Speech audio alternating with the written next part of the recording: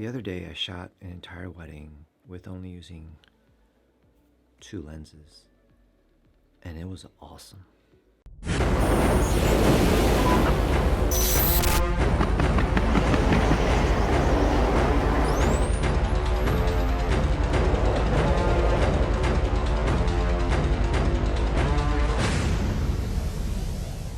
So for 6 years in my career as a photographer, a wedding and event photographer, I was shooting with primes. 35, 50, 85.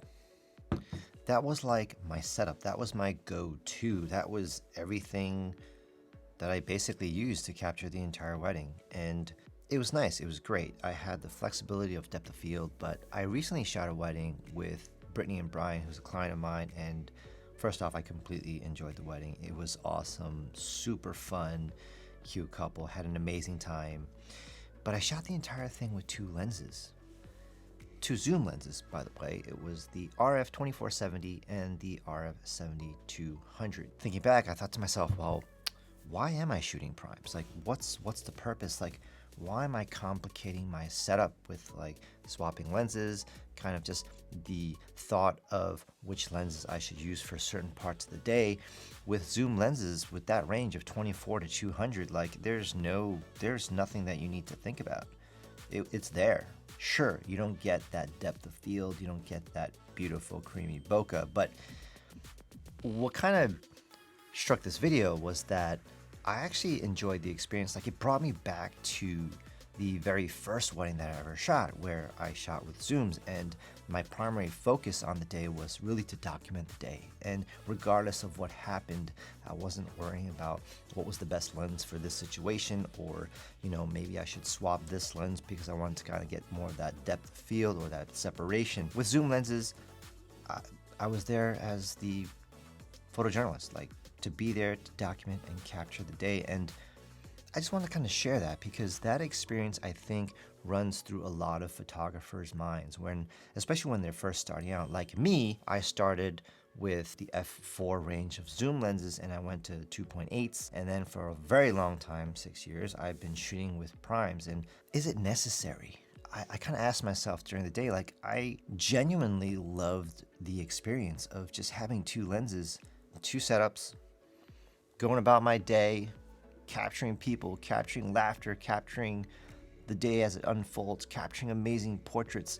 It also made me think about the backdrop a little bit more, because you can't just rack up the aperture and just like, yeah, I'm gonna blow everything out of the backdrop. And you can do that with 2.8. It kind of almost makes you think about the subject to background distance ratio a little bit more. And I guess doing this, it almost challenged myself, and I kind of like it. Once you do something for a very extended period of time, you kind of have like your go-to setup, and things can kind of get a little bit boring. I guess what I'm saying is you can't get the separation in portraits when you're shooting with this, the 70-200 at 2.8, and I missed it. I missed that look. That compression that you get is awesome. It's super fun. No more are the times of, hey man, you're at a reception and crowd comes up to you, is like, hey man, can I get a photo here? And you see 3 people, and next thing you know, you're changing your settings, and next thing you know, boom, you look up and it's like 12 people, and you're like, yo, I got a 50 mil on. You're like, shit, I have no place to back up. And you get the shot, but like, you could have framed it a lot better. With something like the 2470 2.8, you don't have that issue. Nothing to worry about. You're there, and you're not shooting groups of 12 people at 1.2. I mean, at least I hope you're not.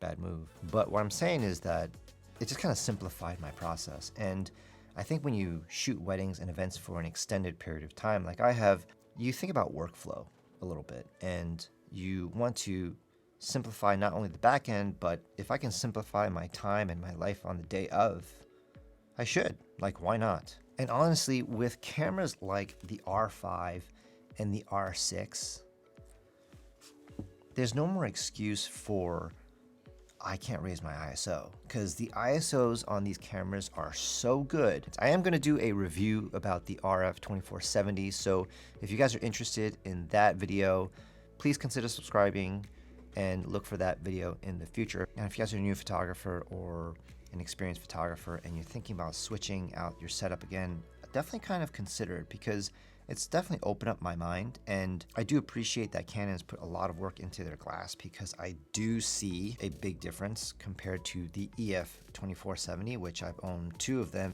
They've definitely put some work into the RF zoom lenses. So again, stay tuned for that video. I'll see you guys in the next one. Peace.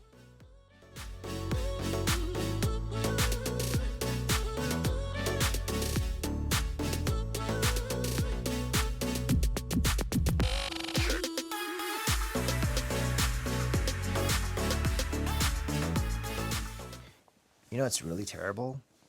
I shot this video 3 times because I messed up on the audio. I haven't done a video in a while, so the audio was just kind of like all over the place, and I figured, I don't need to test out audio. It looks good. The levels look good. And I completely screwed up. So hope you guys enjoyed this video. Hit that like button. I appreciate it.